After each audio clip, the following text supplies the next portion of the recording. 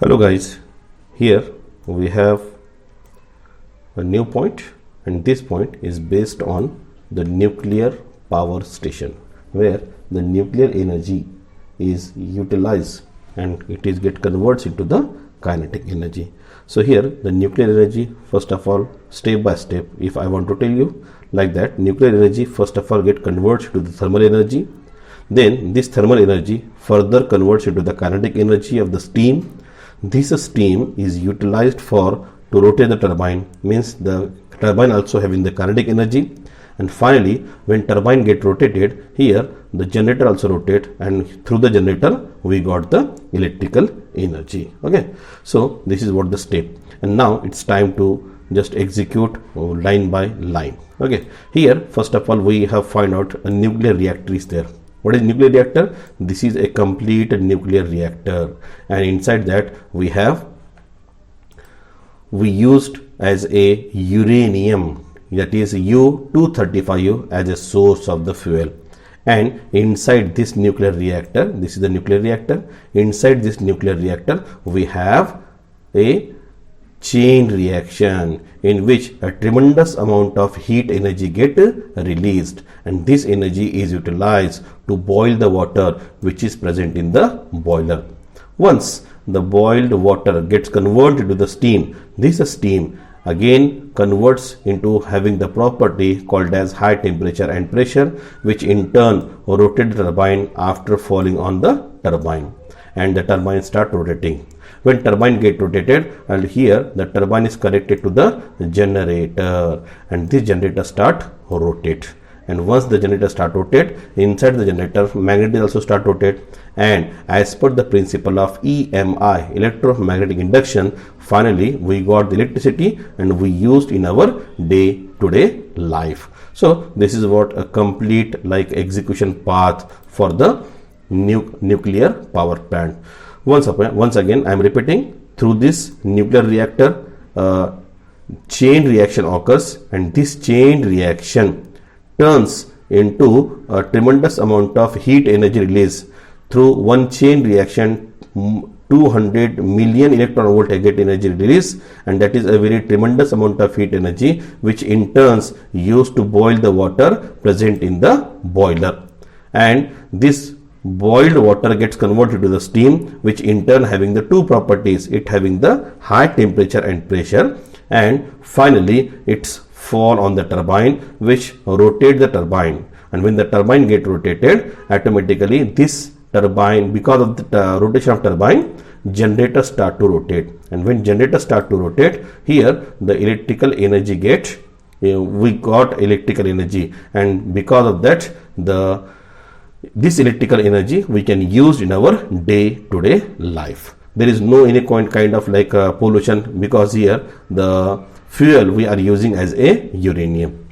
Now once the temperature higher temperature and the higher pressure steam once fall on this turbine, now the temperature and the pressure both are decreasing. So now it's time to convert this steam into the water. For the reason we have the two things are there. First we have the condenser, and second we have the cooling tower. So this condenser, this is the condenser which is used to reduce the temperature of the steam, and that converts into the water, and the heat that has been released by this water, which in turn that will be absorbed by the water which is coming from the cooling tower. And this water when gets circulated, when it comes to the cooling tower, it releases the water vapors, and finally the water get cooled, and this water is continuously recycled, and through the pump it again comes into the boiler, and in this way the water also get recycled. So condenser and the cooling tower, this is the condenser and this is the cooling tower, they are used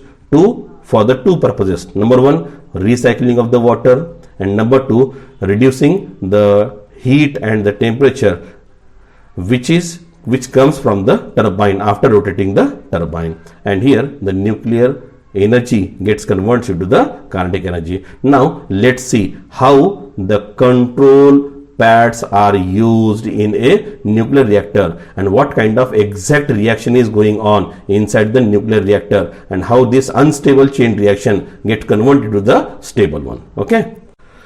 Hello guys, this is what the reaction, it is called nuclear fission reaction, which is just inside the nuclear reactor. Okay, so here we have, this is a kind of chain reaction. What happened here, if you observe what exactly happened inside the nuclear reactor, you can see that first of all here the neutron is bombarded.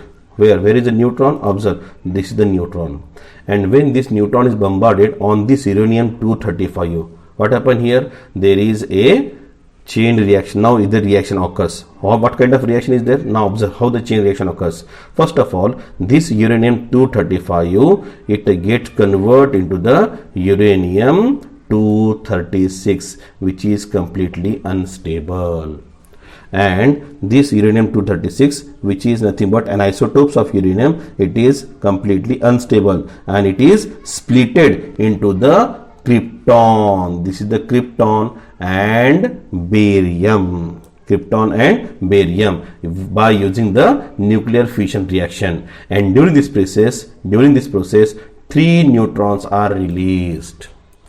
When the uranium-235 get converts into the isotope uranium-236, this uranium-236 is completely unstable, and to acquire the stability, it get converted into the krypton and barium by releasing 3 more neutron. And during this nuclear fission reaction, 200 million electron volt energy has been released. Further, these 3 neutron, for example, out of these 3 neutron, 1 neutron is bombarded on another uranium-235. This second neutron is bombarded on another uranium-235, and this third neutron is again bombarded on another uranium-235. Further, this uranium-235 again get converted to the uranium-236. This is for first neutron, this is for second neutron, this is for third neutron, and this uranium-236 is again unstable. Again it get converted to the barium and krypton by releasing 3 more neutron. This is barium, this is krypton, these are the 3 neutron. This is barium, this is krypton, these are 3 neutron. And during this 200, this is 200, this is 200, and this is 200. Total 600 million electron volt energy has been released, and this chain reaction get continued. Now question is what? How can you control this reaction? So if you observe the diagram, you found that inside the nuclear reactor, what is there? The control pads are there. What is that? What is the control pads? These control pads are made up of boron steel and cadmium rod, which are used to absorb the neutron. And on behalf of that, the energy which is released during the nuclear fission reaction, it get controlled, and that's why, because of that control rod, this is called as the control chain reaction. And this is what happen when the nuclear energy gets converted to the electrical energy. Okay.